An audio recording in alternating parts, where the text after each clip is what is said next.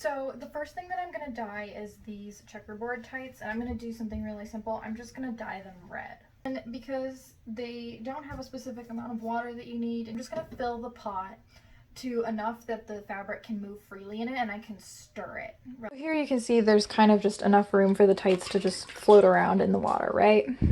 And I was always taught that you should get your item wet before you dye it. I'm obviously going to take this out of here before I let the dye loose, but I think I was taught that if you let your garment get wet, it will take the dye better. I've never actually tested this theory, but it makes sense to me, so I've never done it another way. One thing I forgot to mention is you will also need something to stir with.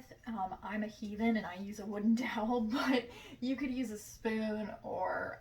Then I have my pot of water. I'm going to take my dye pills, and I did my math to figure out how much I'm going to need, and I'm going to put them in the water and wait for the capsules to dissolve.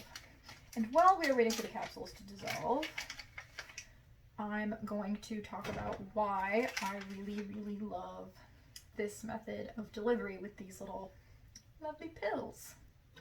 So when I was taught by my wonderful college professor about dyes, I was taught that all dyes are dangerous whether they're toxic or not because they're loose powder most of the time. So any dye that comes in a powder form is inherently more dangerous than a liquid dye, which is why RIT dye a lot of times now is sold in a bottle that's already been dissolved, right? So you used to buy RIT dye like 15 years ago, and you still can in some places, in a box, and it would come in a little kind of tearing foil bag like this, and you would dunk it into the water and all the powder would go poof in the air. And even if you couldn't see the powder going like that in the air, like all powdery things, it would do that and you would breathe it in. And while it may not cause a lot of, real damage to your lungs, like maybe breathing E6000 is, like, why put something in your lungs? It's not supposed to be there.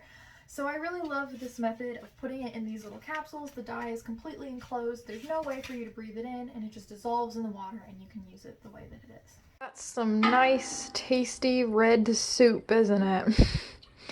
So I put the dye capsules in. They take quite a while to dissolve. I kind of used my little stick thing to crush them so that I didn't have to wait quite so long. But I think it's important to keep the capsules in there because that way you get the maximum amount of dye. In the instructions, it says that you can break them apart and just dump the dye in there, which I could see you doing, but I'm of the opinion that, again, going back to what I said earlier about it being safer to keep them in the capsules, I would just leave them in the capsules and just bust them with whatever your stirrer is if you really need them to break apart faster, or you could just be patient and they'll dissolve by themselves eventually. It's now time to submerge le fabrique. Here are the tights that I would like to dye red. I'm going to put them in the water, and I'm going to film it close up with this little phone camera so that you can see kind of like what it looks like. So this is me putting them in and just... I should mention that the water is not on yet. I will turn the water on in this, not the water, the stove. The stove isn't on yet. I'll turn the stove on in a second. So you can see it's kind of already turning them orange and it's not even on yet. The water hasn't even reached boil yet, it's just heating up, and you can already see how brightly colored this is going to be. I mean, the camera is not even doing it justice. Like, it is a bright, vibrant red. It's looking really good. See it through all the steam, but the water is getting lighter, and when I take the tights out and turn the heat off, you'll definitely be able to see how much lighter. Yeah, there you go. The water is a lot lighter. That means that the dye is absorbing into the fabric and that it won't most likely rinse out. And you can also see how bright these suckers are. Like, they're gonna be bright red. So personally, the way I like to do an acid dye is I like to turn the stove on and let it slowly heat up as it gets to the highest temperature. Then I keep it at a boil. Their recommendation is 30 minutes, but I think it depends on how dark you want your garment to be. So if I was trying to get this to be pink instead of like a bright red, I probably wouldn't even leave it in here for as long, and I probably wouldn't even get it to boil.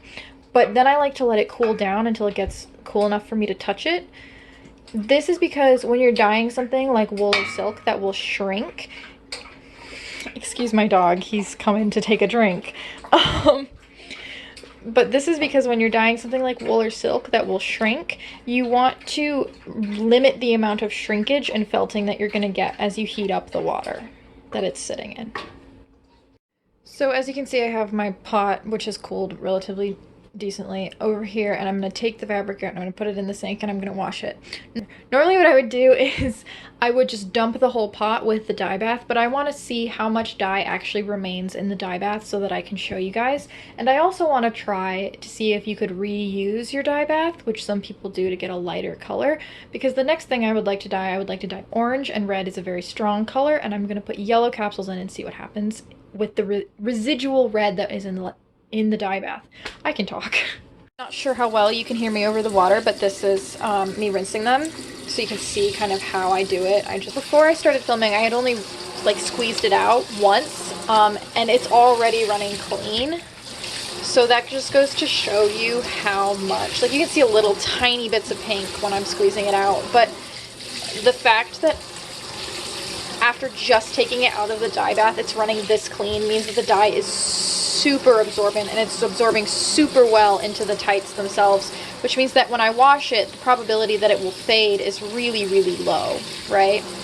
Which is what you want, especially with something red like this. You don't want to put it in the wash with, like, I don't know, a green shirt or something and have it turn the shirt brown. So now I have them just laying out to dry. I like to air dry things. I think theoretically you probably could put them in the dryer if you wanted to, but I feel better about it. But you can even see that it's not leaving any kind of residue or anything on the towel. I mean, this is so great. Usually when I dye things, and this is consistent with Rit dye, which is usually a mix of a lot of different dyes, you'll have a lot of wash away, but this is staying so well, and it looks absolutely beautiful. You can also see the dye bath a lot better now and how clear it is and how minimal red is left in it. I'm also going to take this moment to say that everything will dry a little bit lighter than you dyed it. This actually stayed pretty close to the same color, but it is more red and less dark red than I was thinking than it was when it was wet.